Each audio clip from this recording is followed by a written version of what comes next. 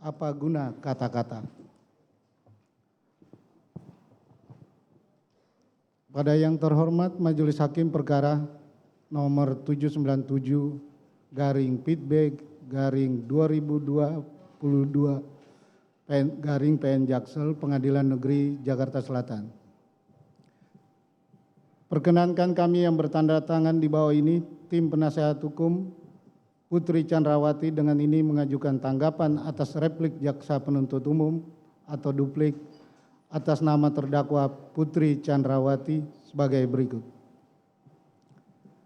Majelis Hakim yang mulia, saudara penuntut umum yang kami hormati, sidang pengadilan yang kami muliakan.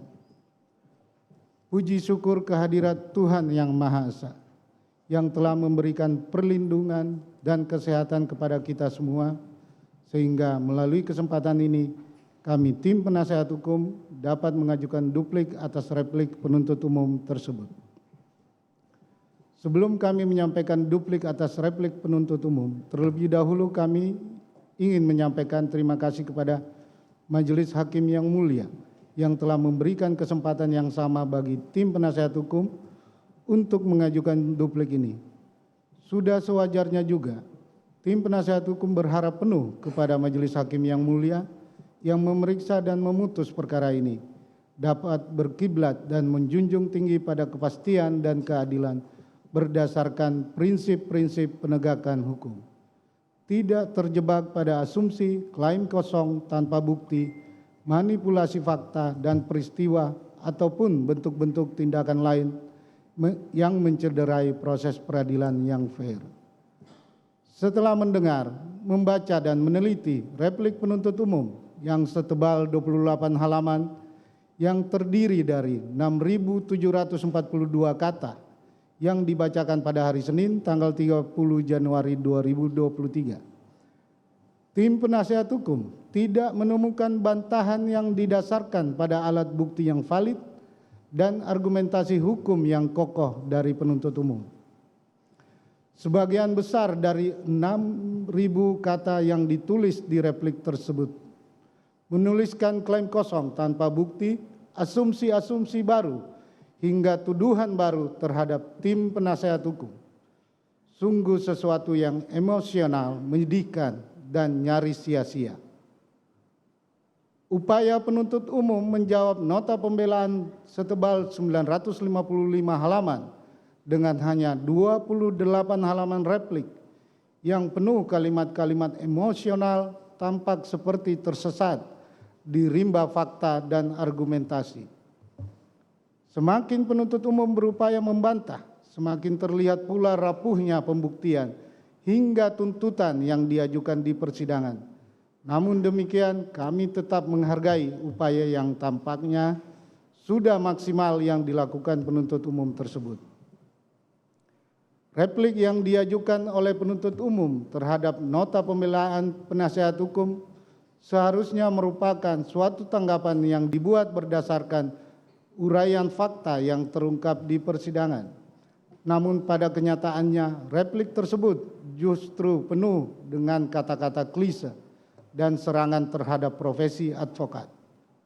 Hal ini alih-alih membuat penuntut umum terlihat hebat, namun yang terjadi justru menunjukkan ketidakprofesionalan dan ketidakmampuannya dalam membuktikan dakwaan dan menyusun tuntutannya. Replik tersebut justru menunjukkan betapa tidak cermatnya penuntut umum menganalisis fakta-fakta yang muncul di persidangan. Keliru menerapkan peraturan, doktrin, hingga prinsip-prinsip dasar dalam hukum. Ketidakkonsistenan hingga manipulasi peristiwa dan keterangan saksi-saksi seolah-olah bersesuaian juga kembali muncul dalam replik tersebut. Padahal tidak pernah dijelaskan keterangan yang mana dari seorang saksi yang bersesuaian dengan saksi lainnya. Dalam beberapa bagian, kami menemukan klaim kosong penuntut umum bahwa seolah-olah sesuatu telah terbukti karena bersesuaian dengan seluruh saksi yang pernah dihadirkan di persidangan. Padahal di bagian lain, penuntut umum menolak dan mengatakan saksi-saksi tertentu menyampaikan hal yang tidak benar sehingga keterangannya yang tidak valid. Jurus sapu rata atau tanggapan yang sama untuk sejumlah argumentasi dan fakta yang berbeda juga muncul di replik tersebut. Sesuatu yang jelas menunjukkan ketidakmampuan penuntut umum mengurai dan membantah satu persatu dalil tim penasihat hukum yang telah kami tuangkan secara rinci dan cermat di nota pembelaan. Terkadang kami bertanya-tanya, apakah penuntut umum memang dengan sadar membuat replik yang tidak mengandung argumentasi hukum tersebut karena tidak ada bukti dan argumentasi hukum untuk membantah nota pembelaan tim penasihat hukum. Kami memahami mungkin penuntut umum terlalu lelah menghadapi semua ini sehingga hanya menghasilkan replik yang rumpang dan atau kosong di sana-sini. Namun tetap dilaksanakan harus selesai dan dibacakan. Alih-alih berkontribusi pada pencarian kebenaran material, replik yang seperti itu tentu bisa berbahaya bagi upaya mewujudkan peradilan yang fair sebagaimana kita cita-citakan bersama. Namun demikian, sebagai wujud sikap profesionalitas advokat, kami tetap menghargai penuntut umum yang tetap berusaha semaksimal mungkin menjalankan tugasnya. Walaupun sulit untuk tidak mengatakan isi replik penuntut umum tersebut sama sekali tidak memuat hal-hal yang substantif, bahkan tidak menjawab secara yuridis nota pembelaan dari tim penasihat hukum. Seluruh dalil penuntut umum, baik dalam dakwaan, tuntutan maupun replik, hanya berupa asumsi tidak berdasar, emosi, dan merupakan delusi. Untuk menghindari kita juga mengulangi kesalahan yang sama dari penuntut umum dalam menyusun tuntutan dan replik. Dalam duplik ini, kami akan memberikan jawaban berdasarkan fakta-fakta di persidangan, peraturan perundang-undangan, doktrin, jurisprudensi, dan argumentasi hukum yang dapat dipertanggungjawabkan secara profesional. Dilanjutkan, majelis.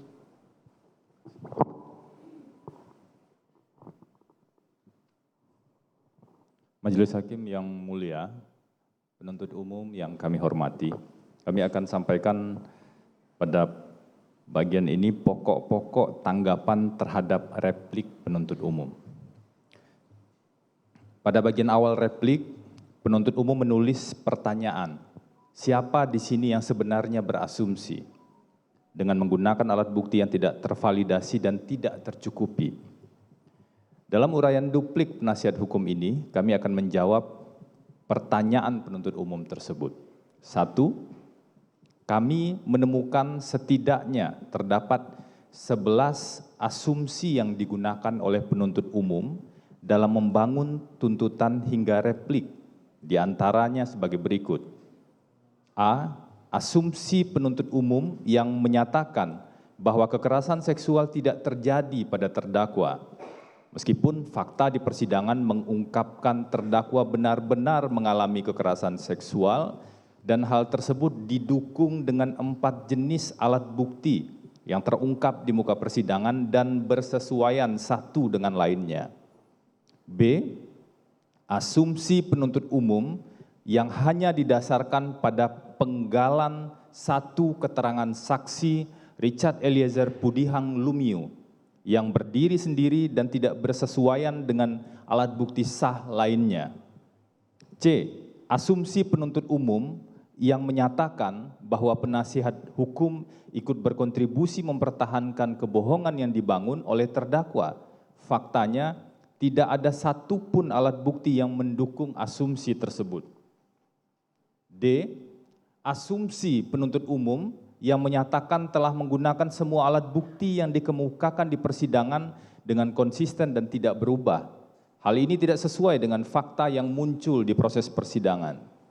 E. Asumsi penuntut umum yang menyatakan keterangan saksi Riki Rizal Wibowo dan saksi Kuat Ma'ruf tidak dapat diakui kebenarannya karena mengandung ketidakjujuran.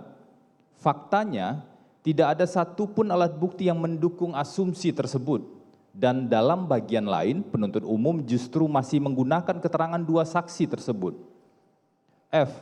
Asumsi penuntut umum yang menyatakan tim penasihat hukum terdakwa, Saudara Ferdi Sambo, dan tim penasihat hukum saksi Riki Rizal Wibowo dan saksi Kuat Ma'ruf adalah tim penasihat hukum yang sama dan mempunyai satu pemikiran yang sama, sehingga tidak dapat diakui kebenarannya adalah dalil-dalil yang tidak benar dan emosional, karena faktanya memang keliru. G. Asumsi penuntut umum yang menyatakan bahwa tindakan terdakwa menelpon Saudara Ferdi Sambo merupakan bentuk persamaan kehendak untuk berencana merampas nyawa korban. Hal ini tidak didasarkan alat bukti yang sah. H. Asumsi penuntut umum yang menyatakan bahwa pakaian yang dikenakan oleh terdakwa saat meninggalkan kediaman Duren 3 merupakan pakaian yang tidak pantas dan merupakan bagian dari skenario adalah dalil yang tidak berdasar, berlandaskan pada pola pikir seksis, diskriminatif, dan cenderung mendiskreditkan perempuan. I. Asumsi penuntut umum yang menyatakan bahwa naiknya saksi Kuat Ma'ruf dan terdakwa ke lantai 3 di kediaman Saguling selama kurang lebih 3 menit bertujuan untuk bertemu dengan Saudara Ferdi Sambo. Ini tidak logis dan tidak didukung dengan alat bukti. J. Asumsi penuntut umum yang menyatakan bahwa tindakan terdakwa ke kediaman Duren 3 untuk melakukan isolasi mandiri merupakan bentuk peran terdakwa menggiring korban ke tempat eksekusi. Hal ini tidak berdasar dan tidak didukung oleh alat bukti. K. Asumsi penuntut umum yang menyatakan keterangan saksi, ahli, dan terdakwa saling bersesuaian terkait rangkaian peristiwa merupakan asumsi yang tidak berdasar dan tidak didukung fakta sidang yang sesungguhnya.